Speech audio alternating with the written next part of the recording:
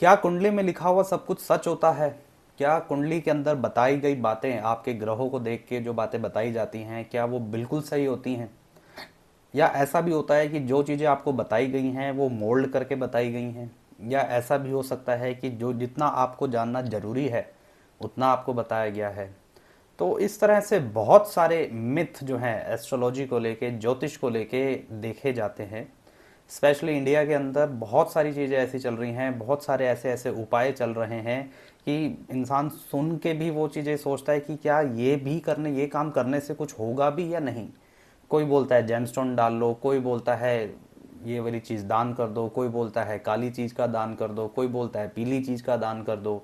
कोई, आपने एक जेमस्टोन डाला है तो कोई दूसरा उसको आप देख के बोलेगा कि ये वाला जेमस्टोन नहीं, आप ये वाला जेमस्टोन डालो, आप पुखराज नहीं आप नीलम डालो, आप नीलम नहीं आप मानिक डालो।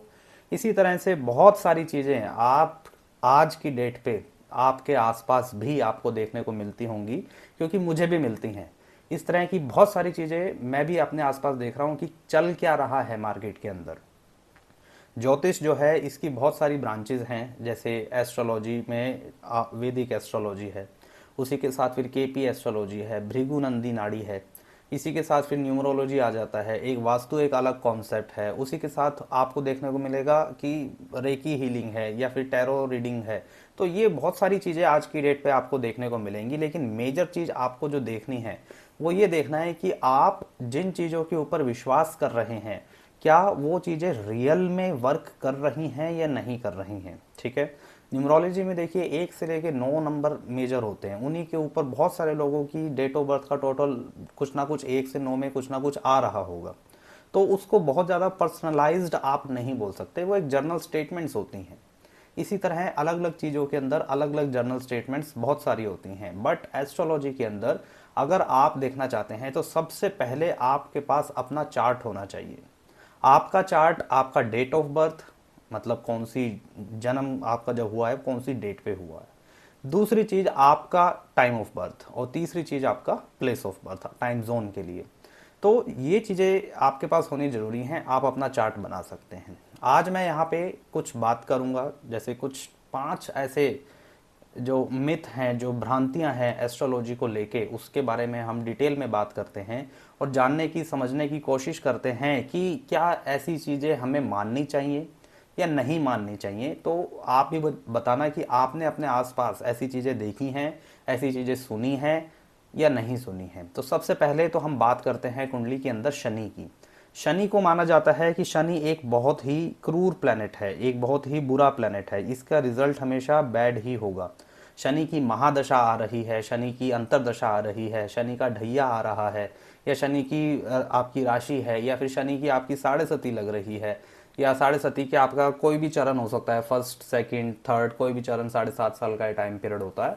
तो आपको ये जानना जरूरी है कि आप शनि को कैसे लेके चल रहे हैं, क्योंकि शनि देव जो ग्रह हैं उन्होंने अपने हिसाब से काम करना ही है। पहला जो हम मिथ लेके चलते हैं कि शनि इज ऑलवेज बैड, ऐसा बिल्कुल नहीं होता है कि शनि बहुत बुरा प्लेनेट है, बल्कि आप ये कह सकते हैं कि Shani is like a strict teacher.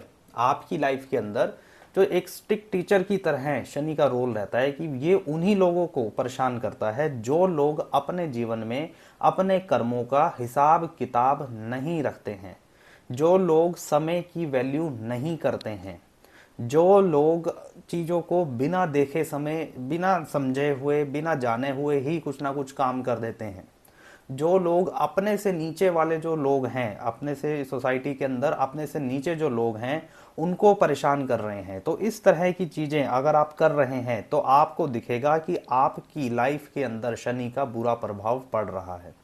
अब इसमें देखो, जो कर्म है वो तो इंसान का ही है। अब उसके अंदर आप क्या लेके चल रहे हैं, आप क्या उससे मतलब आउटकम लेके चल रहे हैं, वो आपको डिसाइड करना है। अगर आपका आउटकम बुरा है, मतलब अगर आपका कर्म ही बुरा है, तो उसका आउटकम आप अच्छा नहीं मान सकते। तो उसी चीज को करेक्ट करने के लिए शनि का टाइम पीरियड आता है।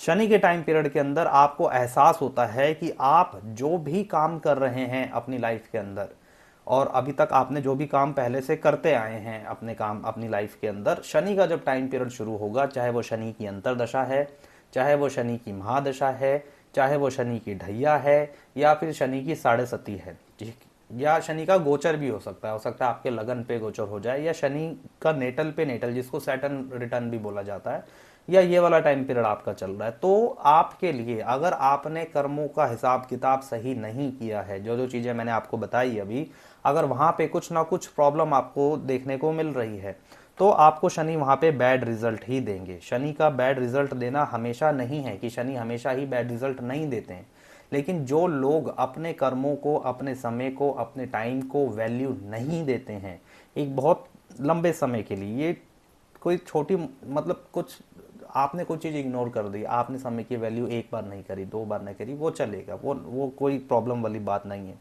प्रॉब्लम तब आती है जब आप अपने समय को वैल्यू बिल्कुल ही देना बंद कर देते हैं और वो कंसिस्टेंटली आप करते रहते हैं।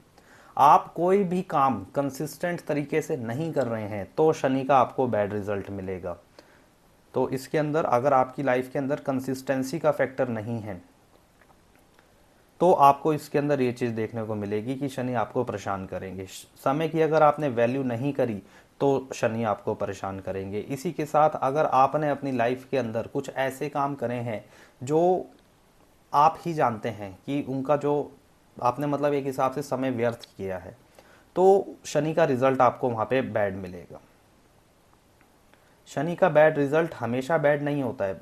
इस चीज़ को वही लोग समझ पाएंगे जिनके साथ ये बीत रही है। बहुत लोग ये भी कहते हैं कि हमने तो ऐसा कुछ भी नहीं किया है, हमने लाइफ में ऐसा कुछ नहीं किया है जिसकी वजह से ना ही हमने समय की वैल्यू ना नहीं करी, ना ही एक तो हमने समय की भी वैल्यू करी, हमने किसी के साथ कुछ बुरा नहीं करा, हमने हमेशा लोगों की हेल्प करी है, अपने से नीचे वालों के लिए भी हमेशा भला सोचा है, तो फिर भी हमारे साथ कोई परेशानी आ रही है, बैड रिजल्ट देखने को मिल रहा है लाइफ में, तो उस केस में शनि को आप नहीं कह सकते हैं।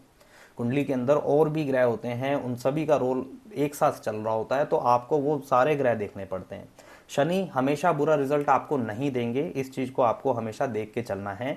शनि डिले के कारक हैं, मनाही के कारक नहीं है। डिले करेंगे, आपको बार बार ठोक बजा के चीजों को देंगे ताकि आपके पास जो भी आए, जो भी चीज आपको मिले, जो भी समय, जो भी परिस्थिति आपको मिले, आप उस समय के अंदर अपना 100% दे पाए। इसीलिए वो डिले इतना करते रहते हैं चीज़ों के अंदर, ताकि आपके पास एक पेशेंस जो होता है, जिन लोगों के अंदर पेशेंस नहीं होता है, शनि उनको सबसे ज़्यादा परेशान करते हैं। तो इन चीज़ों को आपको समझना पड़ेगा।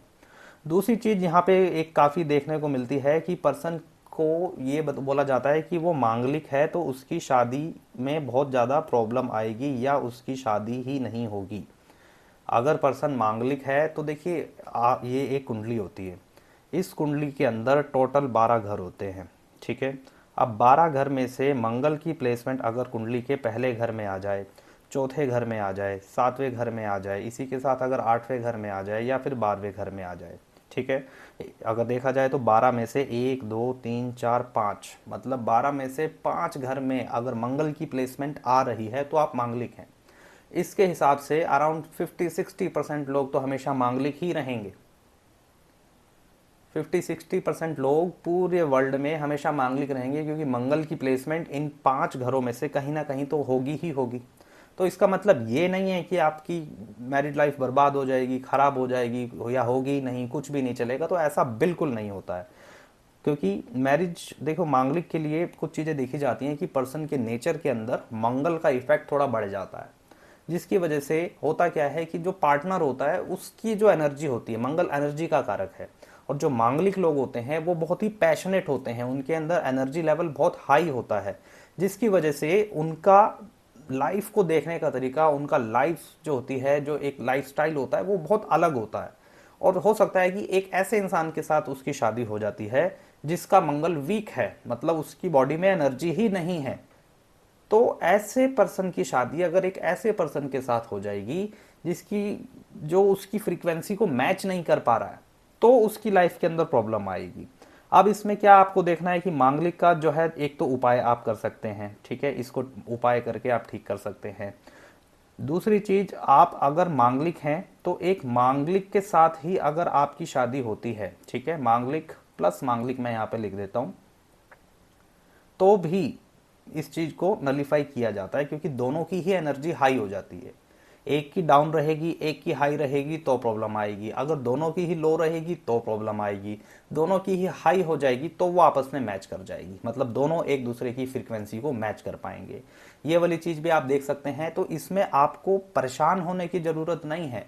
मैक्सिमम मेरे पास जो सवाल आते हैं वो यही आते हैं कि हम मांगलिक हैं। और एक और भी बहुत प्रिवेलिंग एक सेइंग है कि आप मांगलिक हैं तो 28 साल से पहले आपकी शादी नहीं होगी। एक ये भी चीज़ मैं काफ़ी देखने को मिलती है, लेकिन ऐसा नहीं होता है कि शादी नहीं होगी। शादी होगी, बिल्कुल होगी, लेकिन शादी के अंदर आपको कुछ चीज़ें मंगल से रिलेटेड होती हुई दिखेंगी ही दिखेंगी। अब वो चीज़ें आपको कैसे कंट्रोल करनी है, उसके लिए सबसे पहले तो आपको अपनी कुंडली को एक समझना होगा। आपकी कुंडली आपसे चाह क्या रही है, आपका लगन आपसे चाह क्या रहा है, तो ही आप उस चीज़ को कंट्रोल कर पाएंगे, ऐसे आप नहीं कर पाएंगे। एक और बहुत ज़्यादा सेइंग है कि राहु और केतु हमेशा बैड ही रिजल्ट देते हैं,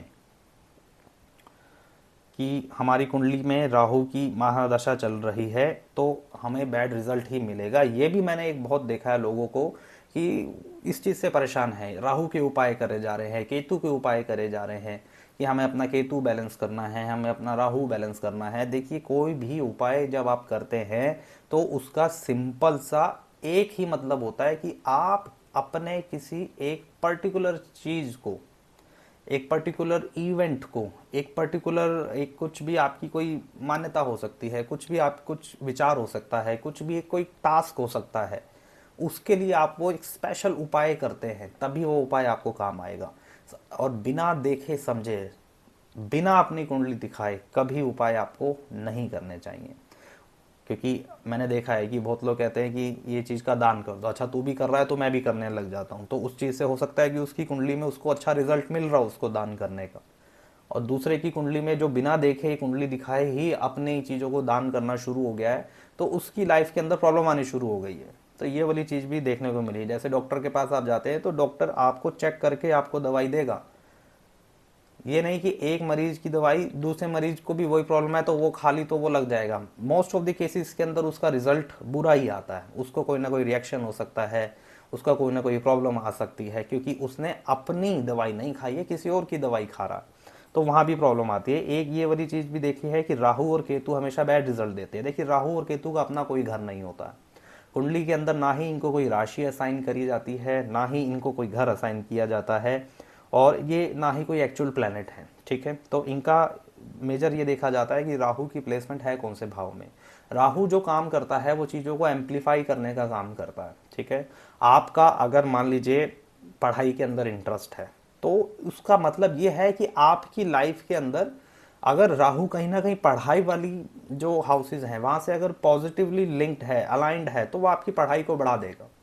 मतलब एक ऑब्सेशन हो जाएगा, एक सनक हो जाएगी कि इंसान को बहुत ऊपर लेवल तक पढ़ाई करनी है। तो ये वाली चीज़ें भी देखी जाती है। जैसे पढ़ाई का ये वाला जो हाउस होता है, 5th हाउस, ये पढ़ाई का होता है, ये जो 9th हाउस होता है ये भी पढ़ाई का होता है। राहु की प्लेसमेंट अगर यहाँ पे पॉजिटिव है तो आपको राहु का पॉजिटिव जो इम्पैक्ट है वो काफ़ी अच्छे से देखने को मिलेगा। दूसरी चीज़ आती है केतु। अब केतु जो प्लैनेट है वो डिटैचमेंट का प्लैनेट है। केतु प्लैनेट लिबरेशन का प्लैनेट है, लेट गो करने का प्लैनेट है। केतु प्लैनेट चीज़ों को होल्ड ऑन नहीं करने देगा आपको, वो लेट गो करवाएगा। मतलब जो जिस भी हाउस में है वो चीज़ों को आपको छोड़ना ही पड़ेगा। मान लीजिए केतु की प्लेसमेंट 4th हाउस में है तो इसमें बहुत सारी चीज़ों को आपको अपने अंदर की जो एक आंतरिक खुशी होती है उसको छोड़ना पड़ेगा। आपको हमेशा खालीपन फील होगा अंदर से अगर केतु की प्लेसमेंट 4th हाउस में आती है। अब आप उस एनर्जी को कैसे यूज कर रहे हैं, हो सकता है कि आप अपने खालीपन को बुरे समय में लगा रहे हैं, आप कोई नशा कर रहे हैं, आप सारा दिन सो रहे हैं, आप जो है सारा दिन टीवी देख रहे हैं, आप उस समय को बर्बाद कर रहे हैं, कोई स्पिरिचुअलिज्म से कोई मतलब नहीं है, ईश्वर का कोई नाम नहीं ले रहे हैं, अपने आप में ही इतने ज़्यादा बिजी हैं कि आपने एक केतु के साथ साथ अपना शनि भी खराब कर लिया, क्योंकि समय की बर्बादी कर दी। अब इस केतु को अगर आप सही जगह से सही तरीके से इम्प्लीमेंट करते हैं अपनी लाइफ के अंदर तो आपको देखने को मिलेगा कि केतु का पॉजिटिव आपको इंट्यूशन जो है आपकी लाइफ के अंदर वो बढ़ रही है। कोई भी प्लैनेट कभी भी बुरा नहीं होता है, प्लैनेट सारे अच्छे होते हैं। वो प्लैनेट कुछ ना कुछ आपको सिखाने के लिए आपको उसकी जो प्लेसमेंट है वो स्पेसिफिक जगह पे होती है। तो ये चीज़ आपको देखनी पड़ती है। केतु की प्लेसमेंट यहाँ पे हो सकती है, मान लीजिए केतु की प्लेसमेंट आपकी कुंडली के 7th हाउस में है। 7th हाउस जो है वो मैरिज का है। ठीक है, अब केतु की प्लेसमेंट यहाँ पे कहती है कि लेट गो, जाने दो, don't hold on. But marriage के अंदर अगर आप होल्ड ऑन नहीं करेंगे तो वो मैरिज बिखर जाएगी, वो गृहस्थी टूट जाएगी। ठीक है, तो यहाँ पे क्या होता है कि केतु को सेटिस्फाई करने के लिए आपको क्या करना है कि केतु को समय देना है, सामने वाले पर्सन को समझना पड़ेगा। ऐसे आपका काम बिल्कुल नहीं चलेगा। आपको किसी भी प्रेशर में, चाहे वो घर वाले हैं या पीयर प्रेशर है, सोशल प्रेशर है, कोई भी प्रेशर है, किसी भी प्रेशर में आके आपको शादी नहीं करनी है। अब ये वाली चीज़ अगर किसी को पता है उसके लिए केतु अच्छा है। अगर किसी ने प्रेशर में आके शादी कर ली है, उसके बाद वो शादी से बाहर निकलने की कोशिश करेगा, लिबरेशन की कोशिश करेगा, आइसोलेशन की कोशिश करेगा। एक इतने अच्छे लेवल पे ये केतु प्लैनेट आपको पहुंचा सकता है। अगर आप अपनी आध्यात्मिक जर्नी शुरू कर रहे हैं तो केतु के बिना हो ही नहीं सकती है। जितने भी लोग आज की डेट पे स्पिरिचुअलिज्म को फॉलो कर रहे हैं, वो सभी के सभी लोग केतु ड्रिवन लोग हो जाते हैं। और ये वही लोग हैं जो एक टाइम पे अपनी लाइफ में राहु ड्रिवन लोग होते हैं। ये राहु की तरफ जा जाके राहु का जो माया जाल है उसके अंदर इतना फंस जाते हैं कि इनको अपनी लाइफ का वर्थ ही नहीं समझ आता है कि एक्चुअल में हमें करना क्या है। उसके बाद ये लोग केतु के ऊपर आते हैं कि हम अब केतु बाय डिफॉल्ट होता है, ये लोग करते नहीं है इंटेंशनली, ये अपने आप हो जाता है क्योंकि लाइफ में आप कुछ भी कर नहीं रहे हैं, आपके साथ हो रहा है। तो ये चीज आपको हमेशा मान के चलनी है कि आपके साथ हो रहा है, उसके अंदर आप कर्म कर रहे हैं, चीजें आपके थ्रू हो रही हैं, ये मान के आपको चलना है। जिस दिन आप ये मान लेंगे उस दिन सारी जंग ही खत्म हो जाएगी। और वो सारी चीजें कौन करवा रहे हैं? वो सारी चीजें इन ग्रहों के रूप में ही, जो आपकी कुंडली होती है उसी से ही सारी चीजें देखी जाती है कि आपकी लाइफ का रोड मैप क्या रहेगा। ठीक है, तो ये कुछ चीजें हैं जो मैंने आपको बताई, जो आप फॉलो कर सकते हैं अपनी लाइफ के अंदर। और एक भ्रम और भी माना जाता है कि मान लीजिए, जो मैं देख रहा हूँ आजकल काफ़ी देखने को मिलता भी है, आसपास काफ़ी इस तरह की बातें भी होती हैं कि सिर्फ एक पंडित ही एस्ट्रोलॉजी कर सकता है। मतलब ब्राह्मण अगर किसी की कास्ट है, मतलब ये एक कास्ट बेस्ड प्रोफेशन या काम या विद्या या एजुकेशन, कुछ भी आप समझ लीजिए, ये कास्ट बेस्ड इसको बना दिया गया है कि सिर्फ पंडित ही कर सकते हैं। ये वाली चीज़ भी बिल्कुल रॉन्ग है। आप चाहे किसी भी कास्ट के हैं, ठीक है, चाहे आप किसी भी रीजन से बिलोंग करते हैं, किसी भी कम्युनिटी से बिलोंग करते हैं, आप एस्ट्रोलॉजी को सीख सकते हैं। Just like another subject, astrology जो है वो भी एक सब्जेक्ट है। और अगर आप एस्ट्रोलॉजी के अंदर इंटरेस्टेड हैं तो आपको ये चीज़ खुद समझ आ जाएगी कि आपने एस्ट्रोलॉजी को चूज़ नहीं किया है, एस्ट्रोलॉजी ने आपको चूज़ किया है। अब वो आपकी कास्ट कुछ भी हो सकती है। आपकी कुंडली का अगर 8th हाउस एक्टिव है, चाहे आपकी कास्ट कुछ भी है, आपका इंटरेस्ट बाय डिफॉल्ट इन चीज़ों की तरफ आ जाएगा, जिसमें एस्ट्रोलॉजी भी आएगी, न्यूमरोलॉजी भी आएगी, आयुर्वेदिक भी आएगी। वो सारी वो विद्याएं जो हमारे पूर्वजों ने, जो हमारे ऋषि मुनियों ने, जो हमारे एंसेस्टर्स ने लिख के गए हैं, उसके बारे में पूरी डिटेल में लिख के गए हैं, तो वो सारी चीज़ें आपको समझ आ जाएंगी।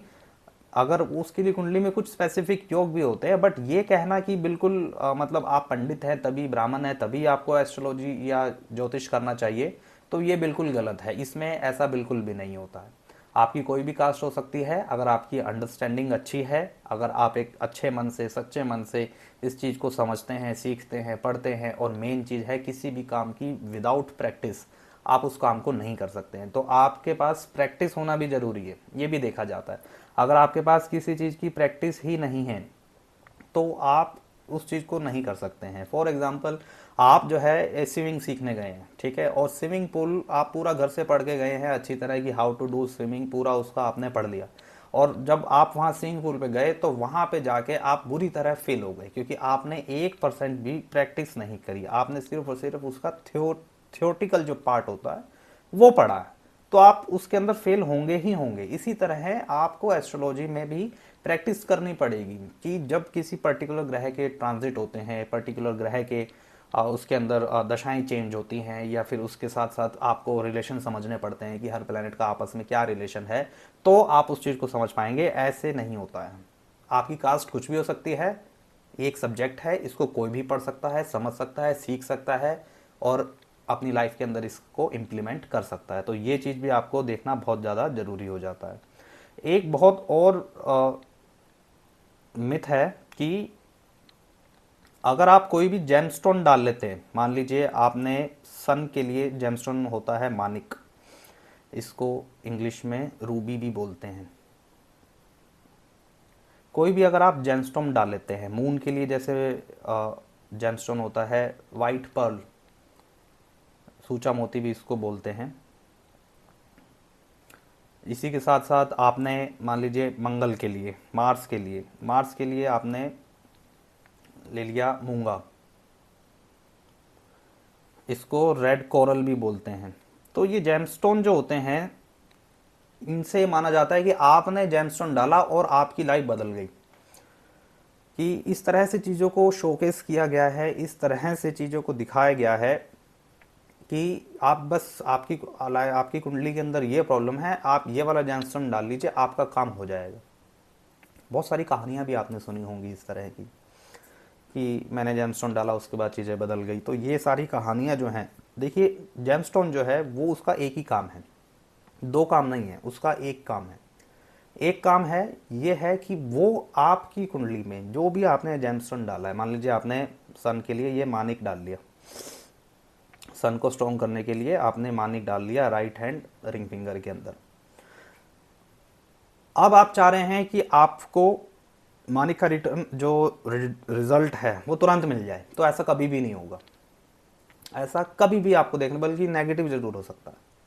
आपने डाल दिया उसके बाद भूल जाओ, ये कोई 1 दिन 2 दिन 3 दिन 4 दिन का रिजल्ट नहीं होता। इसके लिए आपको अपनी लाइफ की जो परिस्थितियां हैं, आपकी लाइफ के जो पैटर्न हैं, उनको नोटिस करना पड़ेगा। ऐसे बिल्कुल भी आपको उसका कोई रिजल्ट, कोई फलित या कोई भी उसका रिटर्न नहीं मिलेगा। आपको क्या है कि इसका आपको एक चीज़ समझना है कि जो भी प्लेनेट का आपने वो डाला है वो उसकी एनर्जी को बढ़ा देगा। ये सिर्फ एम्पलीफाई करने के काम आता है, जस्ट लाइक एम्पलीफायर ग्लास। तो आपने इसकी एनर्जी को बढ़ा दिया, राहु के लिए डाला घूमे तो राहु की एनर्जी को बढ़ा दिया। अब उसका जो फलित आपको मिलेगा वो धीरे धीरे मिलेगा आपकी लाइफ में। ये नहीं कि आपको आज डाला और कल से उसका आपको शुरू हो गया, पहले तो वो सूट भी करना चाहिए। तो आपको सबसे पहले तो अपनी कुंडली किसी अच्छे एस्ट्रोलॉजर को दिखानी है, उसके बाद आपको डिसाइड करना है कि आपने डालना है या नहीं डालना है। क्योंकि जो एस्ट्रोलॉजर होगा उसका तो काम है आपको सजेस्ट करना, वो आपको सजेस्ट कर देगा कि आपकी लाइफ में ये प्रॉब्लम चल रही है और इस प्रॉब्लम को ठीक करने के लिए आपको मान लीजिए सन के लिए रूबी डालना चाहिए। अब वो डिसाइड आप नहीं करना है, उसके लिए ज़रूरी नहीं है कि आपको सिर्फ मानिक ही डालना है। सन को स्ट्रॉन्ग करने के लिए और भी बहुत सारी चीज़ें होती हैं। आप डेली मॉर्निंग में सनराइज़ देख सकते हैं, डेली सूर्य जल दे सकते हैं, आपके फादर के साथ अपने रिलेशन को ठीक कर सकते हैं, गवर्नमेंट के साथ आप एक अच्छे तरीके से चल सकते हैं। ये सारी चीज़ें करने से आपकी कुंडली में सन स्ट्रॉन्ग होते हैं बाय डिफ़ॉल्ट। आपकी एक रूटीन होनी चाहिए, आप डिसिप्लिन होने चाहिए, आपका सन स्ट्रॉन्ग हो जाएगा। लेकिन अगर आप ऐसे कर रहे हैं कि आप लेट उठ रहे हैं, आप फादर के साथ आगे से बहस कर रहे हैं, उनकी कोई इज्जत नहीं कर रहे हैं, उनकी बेइज्जती कर रहे हैं, आपस में बिल्कुल रिलेशन आपका ख़राब हो चुका है, और आप गवर्नमेंट के साथ चोरी कर रहे हैं, और उसके बाद आपने मानिक डाल लिया। अब आप कह रहे हैं कि मेरा मानिक काम नहीं कर रहा। जेमस्टोन जो होते हैं वो सिर्फ सप्लीमेंट की तरह काम करते हैं। जैसे कि आप अगर डाइट के बारे में जानते हैं, तो डाइट में क्या होता है कि आपको अपनी जो नेचुरल डाइट है, जो हमें फूड से मिलती है, वो तो लेनी ही पड़ेगी। उसके बाद आप अगर कोई एडिशनल सप्लीमेंट ऐड करते हैं तो उसका जो इम्पैक्ट होता है तब शुरू होता है।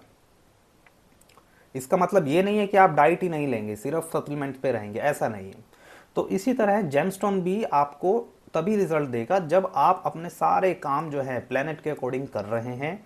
उसके बाद उसकी एनर्जी को अगर आप बढ़ाना चाहते हैं तो आपको जेमस्टोन डालना है, अदरवाइज बिल्कुल नहीं डालना है।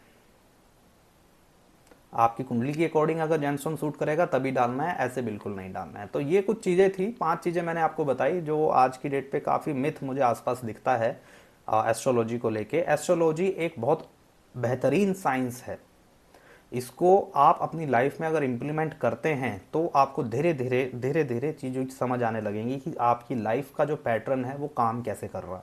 ये पैटर्न के ऊपर काम करती है। ये साइंस जो है बेसिकली लाइफ के अलग अलग पैटर्न के ऊपर काम करती है। आप खुद भी नोटिस करना कि आपकी लाइफ में बहुत सारी चीज़ों को लेके बहुत सारे पैटर्न होते हैं। फॉर एग्जांपल कुछ लोग कहते हैं कि हमारा कोई भी काम एक बारी में नहीं होता, ये उनकी लाइफ का पैटर्न है। कोई लोग कहते हैं कि हमारे जो कोई भी काम हम शुरू करते हैं तो उसके सबसे पहले अंदर प्रॉब्लम आ जाती है, ये भी उनकी लाइफ का पैटर्न है। कोई लोग कहते हैं कि हम काम तो करना चाहते हैं लेकिन एंड में बिल्कुल 99% काम हो जाता है, 1% रह जाता है, वो भी उनकी लाइफ का एक पैटर्न है। तो ये सारे अलग अलग पैटर्न होते हैं। तो मैंने 2-3 एग्जांपल दिए हैं और बहुत सारे इस तरह की चीज़ें मेरे सामने आती रहती हैं। तो आपको ये देखना है कि आपकी लाइफ के अंदर चीज़ें जैसे चल रही हैं, अगर वो चीज़ें आपको चेंज करनी है तो उसके लिए आपको स्पेसिफिक रेमेडीज करनी है। कोई भी प्लैनेट बुरा नहीं है, ना ही राहु बुरा है, ना ही केतु बुरा है, ना ही शनि बुरा है, क्योंकि इन तीनों की ही सबसे ज़्यादा मार्केट के अंदर बुराइयां चल रही हैं। और इन तीनों, और आयरन ये है, इन तीनों को ही सबसे ज़्यादा बढ़ा चढ़ा के दिखाया जाता है कि राहु आपको करोड़पति बना देगा, राहु आपके सामने सब कुछ ला के दे देगा, सारा कुछ आपके कदमों में ला के रख देगा। ऐसा नहीं होता। प्लैनेट के अकॉर्डिंग अगर आप चल रहे हैं तो आपको उसका फल मिलेगा, नहीं चल रहे हैं तो नहीं मिलेगा। सिंपल सी बात है। प्लैनेट जो है एनर्जीज हैं, आप उसकी एनर्जी को कितना ज़्यादा एम्पलीफाई करते हैं, कितना ज़्यादा यूटिलाइज करते हैं और कितना ज़्यादा उसको बचा के रखते हैं, इसी के ऊपर पूरा का पूरा एस्ट्रोलॉजी डिपेंड करता है।